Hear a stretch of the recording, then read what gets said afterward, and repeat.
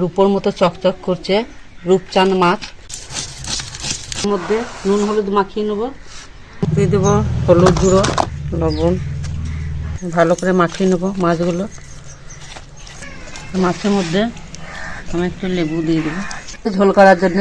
মশলা করে নেব কিছু, তো আমি মশলার মধ্যে পেঁয়াজটা করে নিই, বেটে নিই,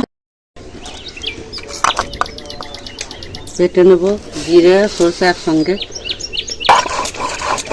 জিরে বাটা হয়ে গেছে, এটা তুলে নিচ্ছি। বেটে নেবো আদা রসুন, আদা রসুন বাটা হয়ে গেছে।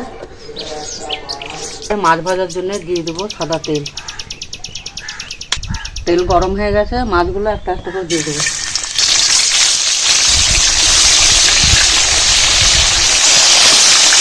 মাছগুলো লাল করে ভেজে নিয়েছি, মাছগুলো তুলে নেব।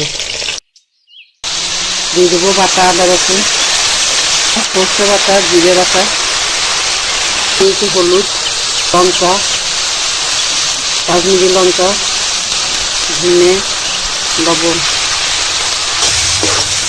জল দিয়ে দেবো একটু।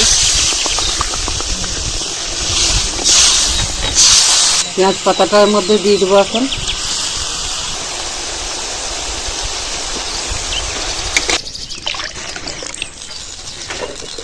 ফুটে গেলে মাছ দিয়ে দেবো। বন্ধুরা দেখুন ঝোল ফুটে গেছে ভালোভাবে।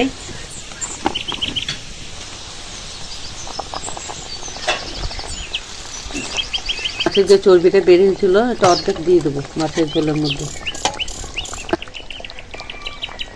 ধনে পাতাটা দিয়ে আমি নামিয়ে নেবো।